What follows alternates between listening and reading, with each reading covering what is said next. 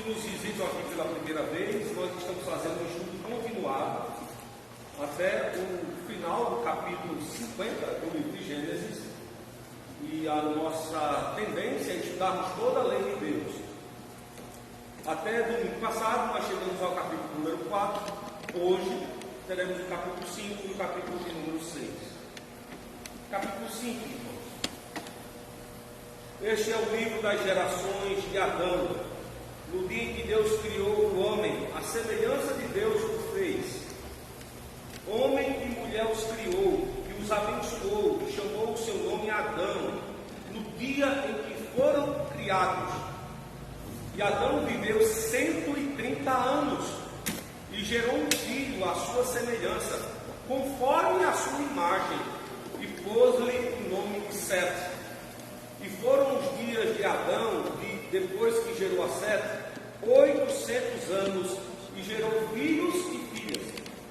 E foram todos os dias que Adão viveu 930 anos, e morreu. E viveu Sete 105 anos, e gerou a Enos.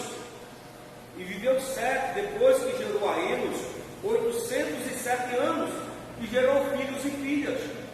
E foram todos os dias de Sete 912 anos, e morreu. E viveu Enos 90 anos, e gerou a Cainã. E viveu Enos, depois que gerou a Cainã, 815 anos, e gerou filhos e filhas. E foram todos os dias de Enos 905 anos, e morreu. E viveu Cainã 70 anos, e gerou a Maalalel. E viveu Cainã, depois que gerou a Maalalel, 840 anos, e gerou filhos e filhas. E foram todos os dias de Cainã 910 anos, e morreu. E viveu Maalalel 65 anos, e gerou a Jered. E viveu Maalalel, depois que gerou a Jered, 830 anos, e gerou filhos e filhas. E foram todos os dias de Maalalel 895 anos, e morreu. E viveu Jered 172 anos, e gerou a Enoque. E viveu Jered, depois que gerou a Enoque, 800 anos, e gerou filhos e filhas. E foram todos os dias de Jered 962 anos, e morreu. E viveu Enoque 65 anos, e gerou a Matusalém. E andou Enoque com Deus, depois que gerou a Matusalém, 300 anos, e gerou filhos e filhas. E foram todos os dias de Enoque 365 anos. E andou Enoque com Deus, e não apareceu mais, porquanto Deus para si o tomou. E viveu Matusalém 187 anos, e gerou a Lameque. E viveu Matusalém, depois que gerou a Lameque, 782 anos, e gerou filhos e filhas. E foram todos os dias de Matusalém 969 anos, e morreu. E viveu Lameque 182 anos, e gerou um filho, a quem chamou Noé, dizendo: Este nos consolará acerca de nossas obras e do trabalho de nossas mãos, por causa da terra que o Senhor amaldiçoou. E viveu Lameque, depois que gerou a Noé, 595 anos, e gerou filhos e filhas. E foram todos os dias de Lameque 777 anos, e morreu. E era Noé da idade de 500 anos, e gerou Noé, a Sem, Cão e Jafé. E aconteceu que, como os homens começaram a multiplicar-se sobre a terra, e lhes nasceram filhas, viram os filhos de Deus, que as filhas dos homens eram formosas, e tomaram para si mulheres de todas as que escolheram.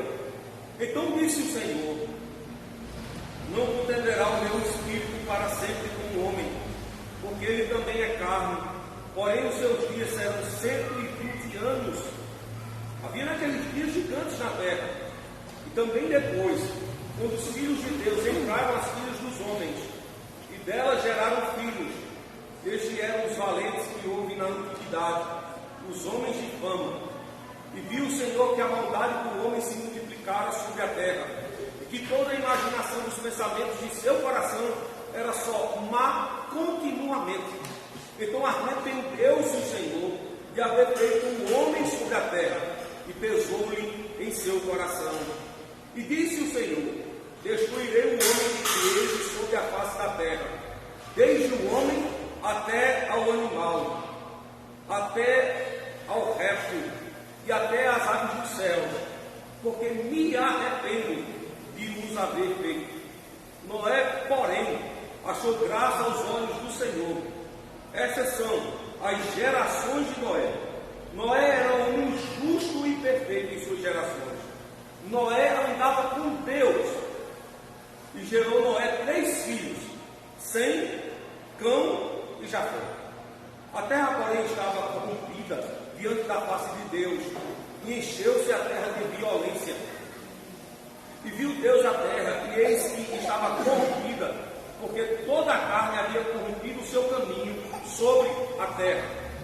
Então disse Deus a Noé: o fim de toda a carne é vindo perante a minha face, porque a terra está cheia de violência, e eis que os desfarei com a terra. Faze para ti uma arca de madeira de gofer, farás compartimentos na arca, e até tomarás por dentro e por fora com betume.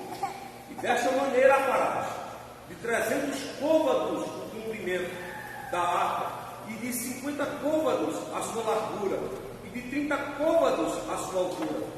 Farás na arca uma janela, e de 1 côvado a acabarás em cima, e a porta da arca porás ao seu lado, e far-lhe-á andares, baixo, segundo e terceiro. Porque eis que eu trago um dilúvio de águas sobre a terra, para desfazer toda a carne em que há espírito de vida debaixo dos céus, tudo que há na terra expirará. Mas contigo estabelecerei a minha aliança, e entrarás na arca, tu e os teus filhos, tua mulher e as mulheres dos teus filhos contigo, e de tudo que vive, de toda a carne, 2 de cada espécie, farás entrar na arca para os conservar vivos contigo, macho e fêmea serão.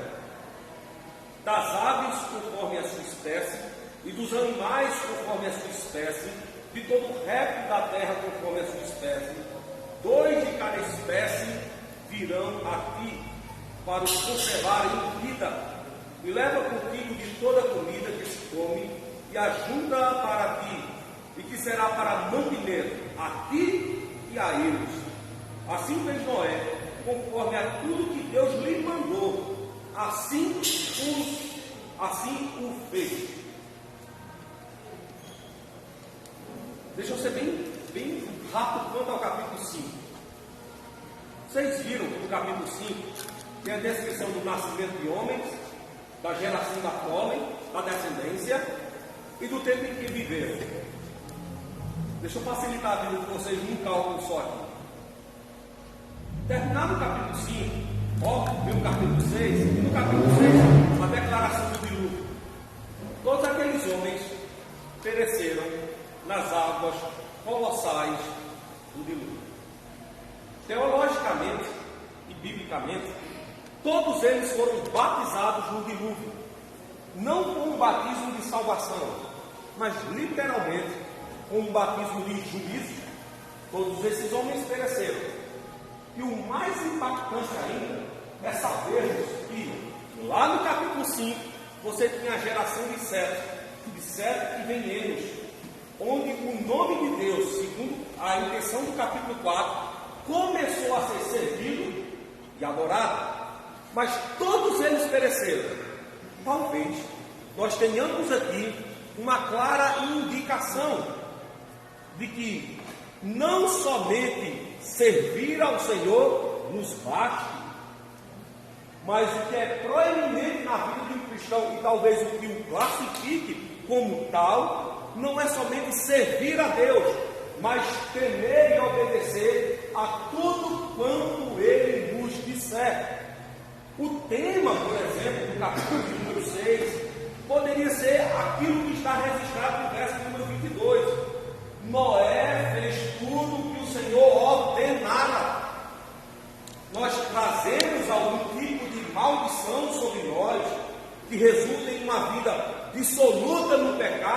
quando ouvimos a Deus, mas ousamos não obedecê-lo.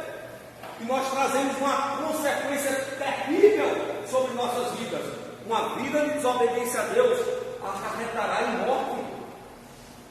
Pasmem, milhares de homens e mulheres, à época de Noé, tiveram suas vidas ceifadas, porque ousaram desobedecer a Deus.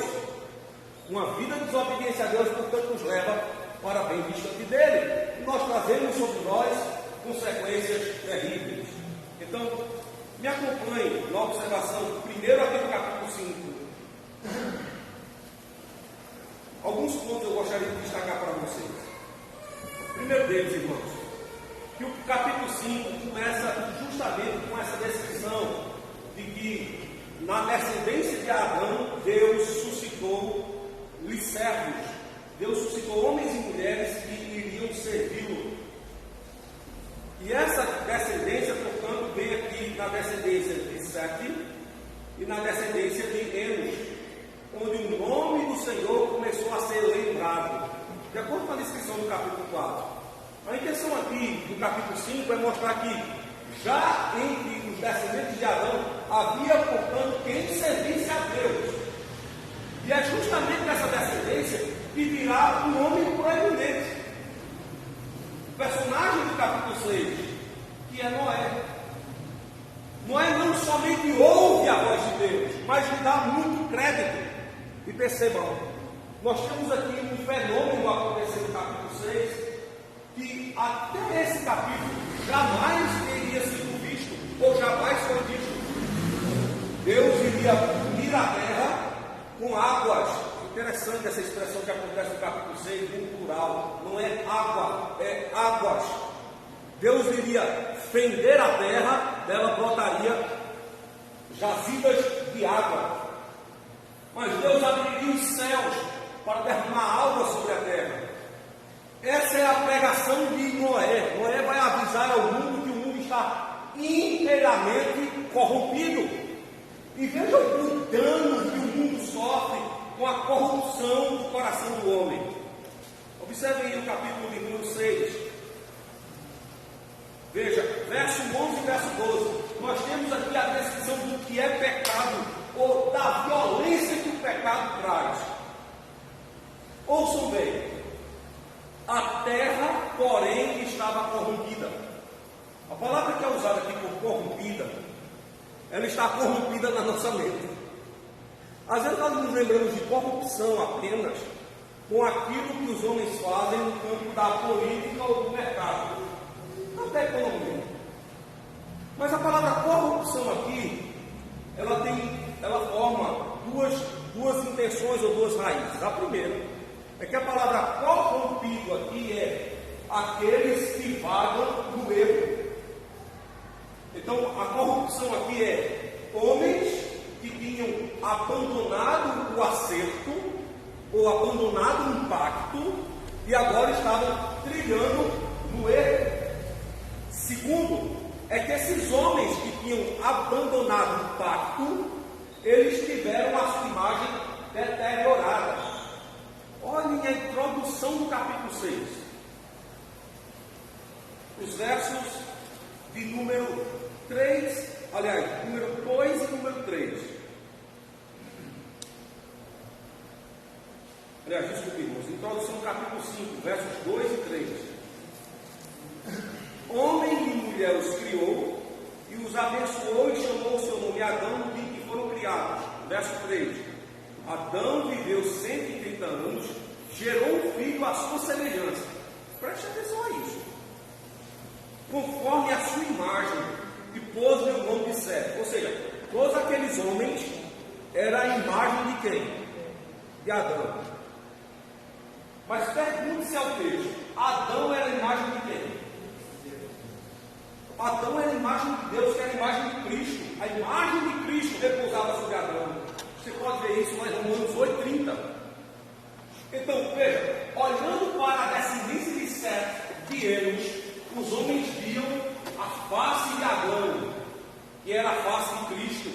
Então, veja, olhando para estes homens, você conhecia a Deus.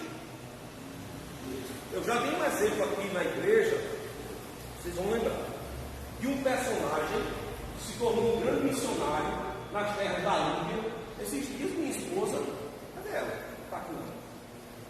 Estava lendo justamente um livro sobre ele, conhecido e chamado de Apóstolo dos Pés Sangrentos, Sadhu Singh. Os homens, quando olhavam para Sadhu Singh, diziam claramente: este homem se parece com Cristo. Então veja, olhando para os descendentes de Adão, diziam assim: se Adão parece com Deus, estes homens se parecem com Cristo. Mas veja que agora a palavra que é usada para eles é corrupção. Então a imagem que eles portam mais não é a imagem de Deus. Então, olhando para estes homens que outrora pareciam com Cristo, os homens olham agora para eles e dizem assim: por que vocês estão tão diferentes? Eu saí de casa com 17 anos, fui morar no Recife, onde fui fazer faculdade. Nas férias eu ia visitar meus pais. E nem sempre tinha tempo de ver todos os meus amigos. Eu tinha muitos amigos. A maioria deles levei a Cristo. Mas eu tinha muitos amigos. Aliás, ainda eu tenho muitos amigos. Mas tinha um deles em especial que sempre que eu ia em férias, ele não estava na cidade. E eu ficava angustiado perguntando por ele, falávamos pelo telefone.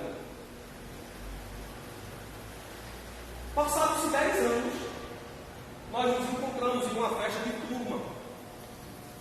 E quando ele olhou para mim, ele disse: nossa, como você está velho. Aquele menino magrinho que saiu da cidade, que só tinha cabeça, você agora está totalmente diferente, você está muito gordo. Eu estava careca. Eu não quis dizer nada para não ofender. Desculpa, está.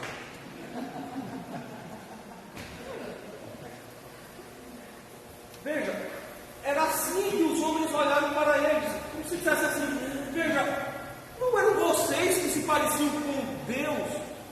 Por que a imagem de vocês estão tão diferentes? Veja, olha o motivo que nós temos aqui no capítulo 6. Por que eles estavam tão diferentes? Versos número 11 e 12, do capítulo 6. A terra, porém, estava corrompida diante da face de Deus, e encheu-se a terra de violência. E viu Deus a terra, e eis que estava corrompida, porque toda a carne havia corrompido o seu caminho sobre a terra, que é pecado. É errar o caminho, quebrar a lei de Deus. Então aqueles homens que outrora haviam servido a Deus, agora estavam amando o pecado. Estavam diante da operação do erro, como Paulo classifica lá em Romanos capítulo 1. Estavam diante da operação do erro.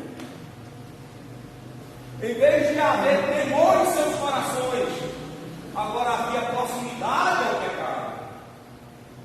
A pergunta segunda que nasce ao texto é: por que uma vida de pecado pode nos levar, ou aonde ela pode nos levar? E que consequências ela pode trazer em nossa vida?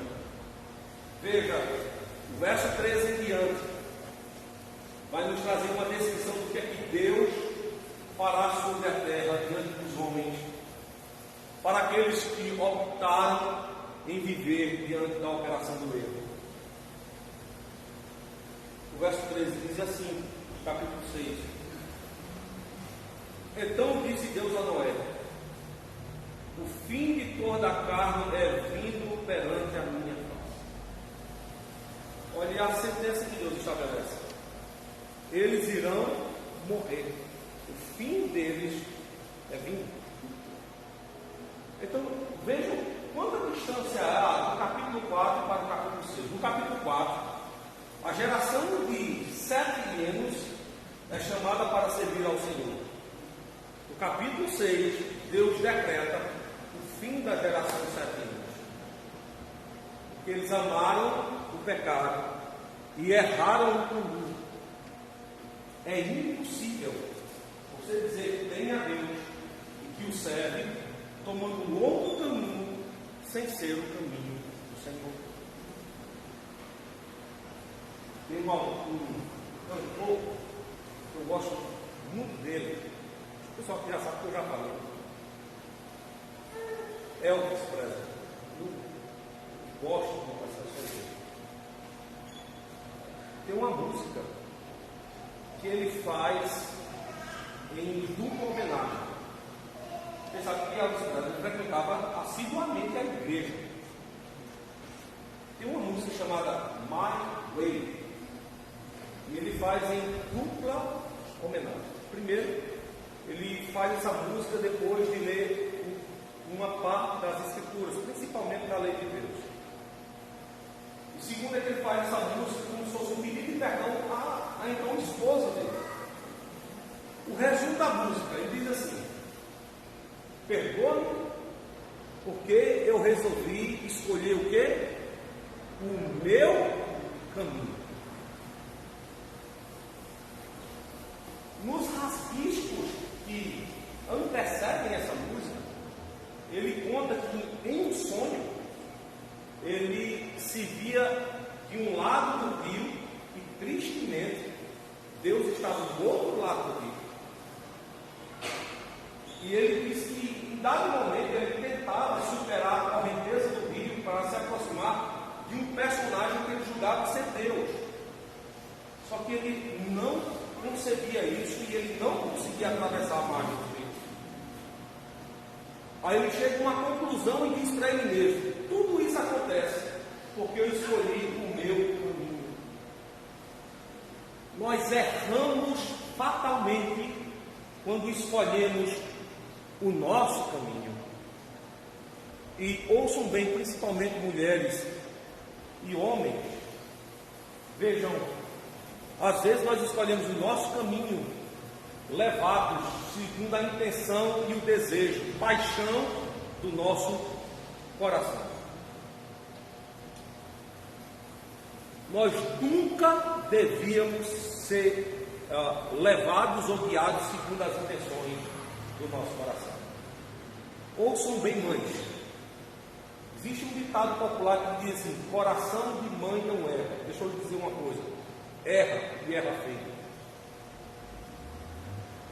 Veja, escutem bem, pais, quando dizem a intenção do meu coração não falha.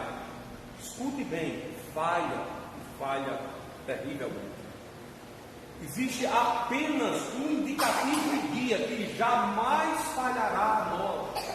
É se nós dermos atenção e ouvido à voz de Deus. Sabe por que nós somos o que somos como cristãos? Tradição católica, reformada, protestante. É porque nós decidimos não andarmos segundo a intenção do nosso coração.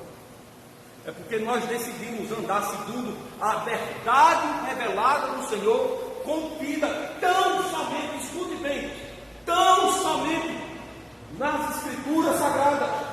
Se nós abandonarmos essa verdade, erraremos fatalmente. Não sei se eu já dei esse exemplo aqui, agora você na minha. E chegou um convite. Alguém me viu pregando na capela e disse assim: olha, você está convidado para ir pregar em uma cidade, numa igreja que fica em Floresta. Floresta é uma cidade lá do Pernambuco. E eu disse: eu vou. Eu não tinha GPS, nunca nem tinha ido em Floresta. Eu vou. Aí eu convidei um colega meu que era pernambucano e disse: olha, já que tu conhece de Pernambuco, vamos comigo. Eu disse: eu posso convidar minha esposa? Eu disse: pode, vai lá. Fomos os três no carro. Sabe, no Recife pegamos a estrada. Chega num momento lá da estrada em que tinha como se fosse uma bifurcação. Você podia ir reto, mas podia pegar a esquerda e pegar a direita. Não tinha placa, porque alguém passou por lá e era uma placa. Só que um pouco, mas a placa não tinha mais. Eu disse: cara, tu conhece a estrada? Ele disse: não, eu já te chamei, porque eu não conheço. Tu está me dizendo que não sabe onde vai. Eu disse: não, sei não. Eu disse, eu olhei para a esposa dele, a esposa dele já está gritando, eu disse: me diga uma coisa, o que é que você está sentindo no coração? Ela disse: olha, Alan, eu estou sentindo no coração que a gente deve pegar a esquerda. Pronto, está decidido. vamos pela direita, porque o coração é enganoso. O nosso coração é enganoso. Não se iluda jamais. Há alguém que não erra. E esse alguém que não erra é o nosso digno e fiel companheiro. Ele é Cristo. Como é que nós devemos ouvi-lo? Vem das intenções.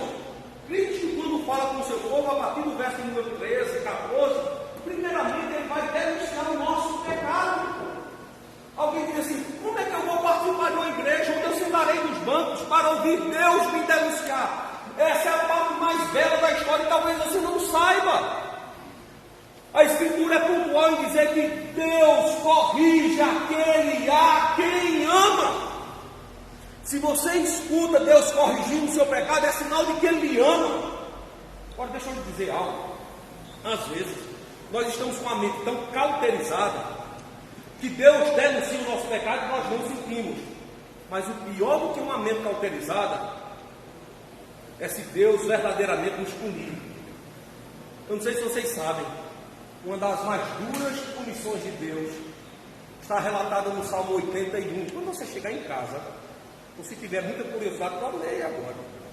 No Salmo 81, Deus decide não falar mais a Israel. E Deus permite que Israel ame segundo a intenção do coração. Foi a pior coisa que poderia ter acontecido a Israel. A pior coisa que pode acontecer conosco é se Deus parar de nos falar. O nome disso é abandono. Abandono. É a pior punição que Deus pode dar ao mundo. Vamos dar um exemplo bem prático disso. Vocês são pais e mães, e o filho de vocês, quando vai querer atravessar a rua rapidamente, vocês seguram na mão e a criança começa a chorar, e você cresce no coração, mas você está fazendo aquilo para o bem dela. Parece loucura. Eu, quando era pequeno, um primo meu tomou um choque, colocou o dedinho lá na tomada, tomou um choque. Depois que ele tomou o choque, então os pais, os meus filhos foram lá, socorreram ele. E ele teve uma queimadura na pontinha do dedo. Então houve um enfaixamento lá no dedo. E aí começa uma história. É que ele foi totalmente bajulado por isso. Aí eu disse assim: qual era o meu desejo? Pôr o dedo na tomada. Para ser bajulado também, ganhar doce, sorvete. Então eu não podia ter uma tomada que caía com ele. Alguém vinha me pedir aquilo. E eu começava a chorar. E eu chorava. Porque eu queria levar o choque. Meu sonho era tomar o choque. Meus pais me impediam disso. Meus tios me impediam disso. Mas por que eles faziam isso? Era para o meu mal? Era para o meu bem. Eu cheguei a apanhar porque não tomei um choque. Bem, é assim que Deus nos trata. Ele nos corrige para o nosso bem. Aprendam isso. E Paulo repete essas palavras quando instrui a um novo pastor. Olha o que é que ele diz. Abra as escrituras aí, por favor. No livro de 2 Timóteo, capítulo 3, versos 16 e 17. Veja só. Toda a escritura é divinamente inspirada e proveitosa para ensinar, para repreender, para corrigir, para instruir em justiça. Veja, para repreender, para corrigir. Verso 17, para que o homem de Deus, a palavra que é antropós, significa homem e mulher. Então é como se Paulo disse assim: para que o homem e a mulher de Deus. Não precisa dizer isso, porque a palavra homem já é global, né? É como saudar as pessoas, né? Eles e elas, não há necessidade, é eles, é global. Para que o homem de Deus seja perfeito e perfeitamente instruído para toda boa obra. Ou seja, Deus nos corrige para sermos bons. É por isso que nós somos corrigidos. É por somos repreendidos, nós vemos o agora. Deus vê muito além. A nossa visão é temporal, temporânea. A visão de Deus é externa a isso, é muito mais santa, é graciosa. Então Ele nos corrige agora para sermos abençoados amanhã, para que Ele nos atinja com bênção. É por isso que nós somos corrigidos. Mas e se Deus nos silenciar? Vamos matar a curiosidade? Vamos ler o Salmo 81 então? Que até eu fiquei curioso. Salmo 81.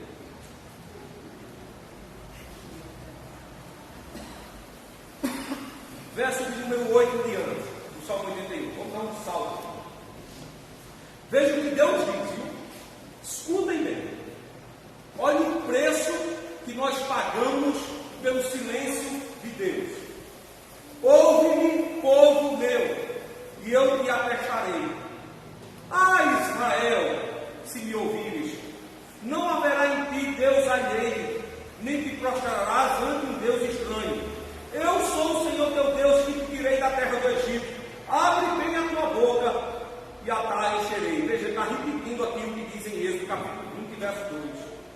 Aí ele diz assim: mas o teu povo não quis ouvir a minha voz. Israel não quis. Portanto, eu os entreguei aos desejos dos seus corações, e andaram nos seus próprios conselhos. Se o meu povo me tivesse ouvido, se Israel andasse nos meus caminhos, em breve abateria os seus inimigos e viraria a minha mão contra os seus adversários. Os que odeiam ao Senhor ter-se-lhe sujeitado, e o seu tempo seria eterno, e o sustentaria com um trigo mais fino, e o fartaria com o mel sair da rocha. Veja o preço do silêncio de Deus. O povo não quis, porque andou pelo seu próprio caminho. Mas Deus diz assim: vocês agora têm um pastor, não sou eu. O pastor de vocês é o seu coração, é o vosso coração. O pastor de vocês é a carne, é o desejo. Veja, Efésios capítulo 6. Nós contraímos diante do mundo um tríplice inimigo, não é isso? O mundo, a carne e o diabo. A carne é o nosso adversário. E todas as vezes que a palavra carne aparece no texto, está falando da nossa vontade, das nossas intenções, do nosso erro, do nosso pecado. Deus diz: agora vocês têm um pastor, andem segundo a carne, e vejam só o que vai acontecer com vocês.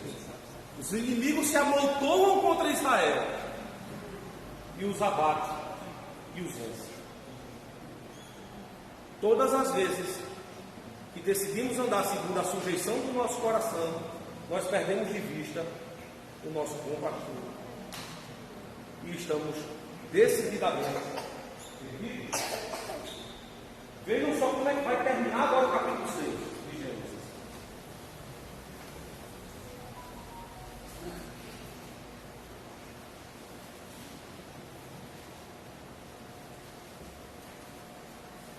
Deus denuncia o pecado do povo, um grande sinal de que o Senhor os ama, mas agora traz sobre o povo uma mensagem pactual. Veja só o verso 14.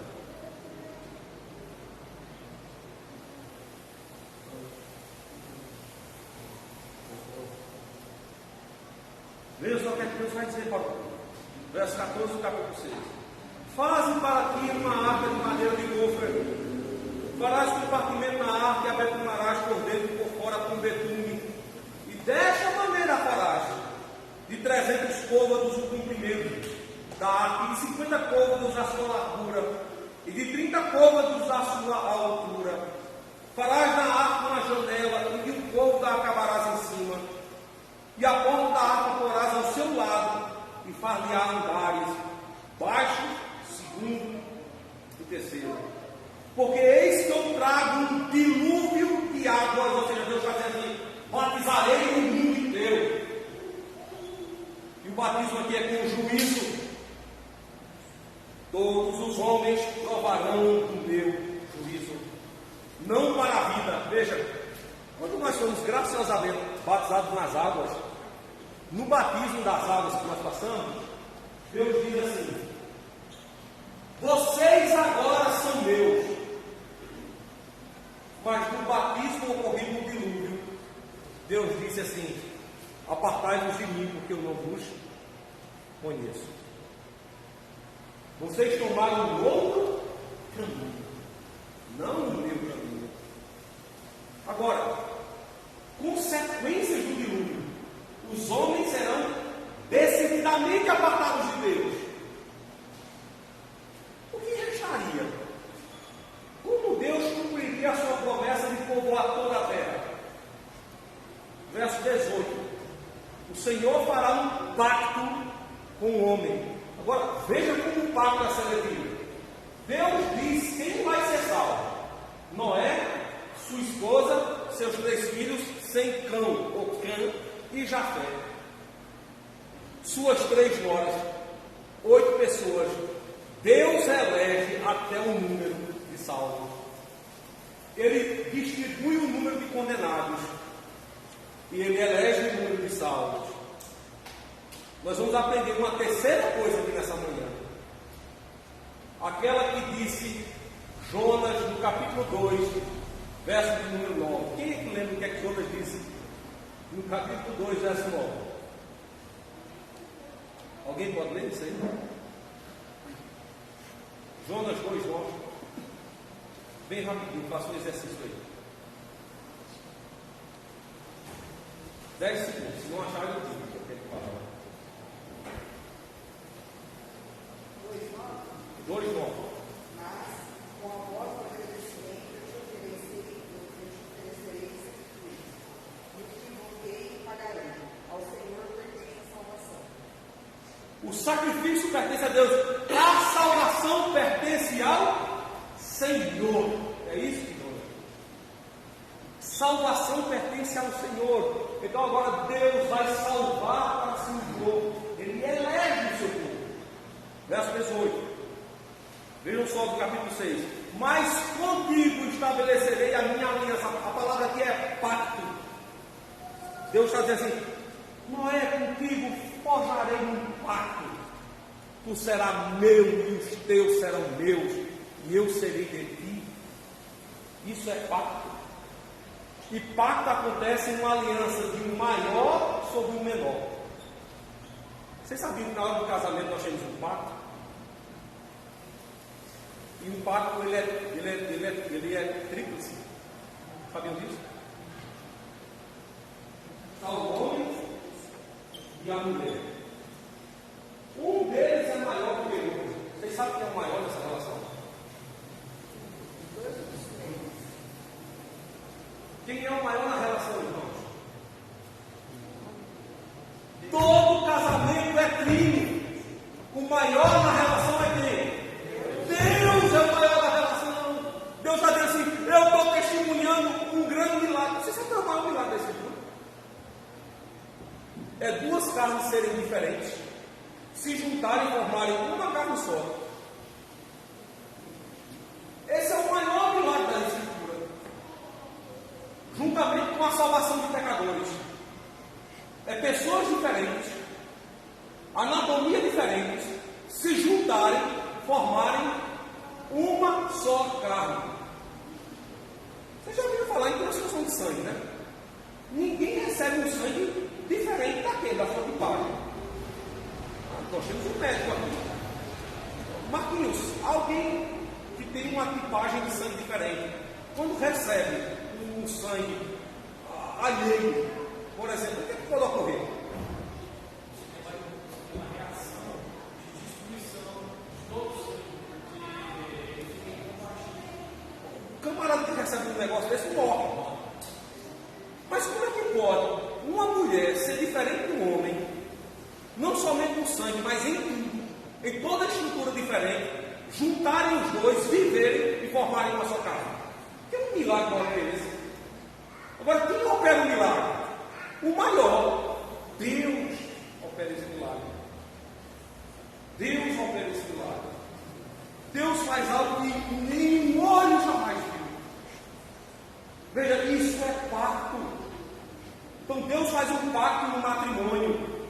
Agora veja, Deus faz um pacto com Noé e com a sua descendência. Deus é o maior. Vai caber a Noé também guardar esse pacto. Mas como homens, nós não podemos guardar o pacto. E a prova disso é que Deus tem um pacto conosco e diariamente pecamos contra Ele. Mas sabe por que o pacto não é rompido? Porque Ele, que é soberano, sustenta o seu povo com sua poderosa mão. Então Deus faz um pacto com Noé. As águas colossais do dilúvio vêm. Toda a carne não pactuada morre. Quem escapa ao final? Noé, sua esposa, seus 3 filhos, suas 3 noras. Foram guardados na grande arca do Senhor. Deus tem um pacto conosco hoje.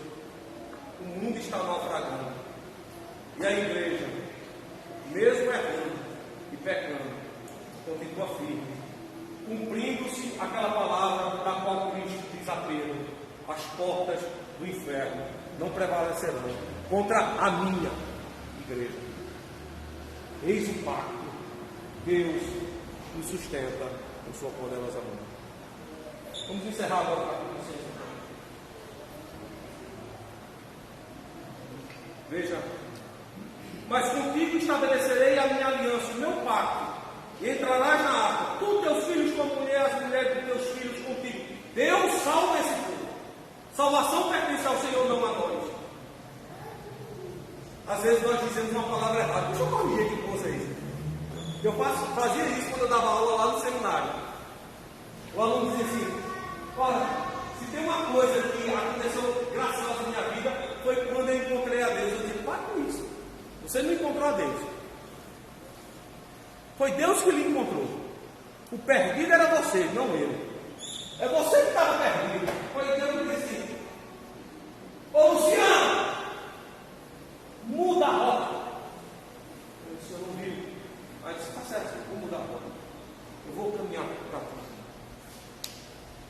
Ricardo, eis o teu caminho errado. Pela pregação do Evangelho, Ricardo entende isso. Verdade? Pega a rota de Deus. É Deus que nos acha. Foi Deus que nos encontrou. Porque é Ele que nos salva. Não somos nós, com nossas obras, que salvamos o nosso caminho. Afinal de contas, quando nos lembramos de nossas obras, as melhores, o que é que diz Isaías? As vossas melhores obras não passam de quê? De trapo de imundície. Nós não nos salvamos.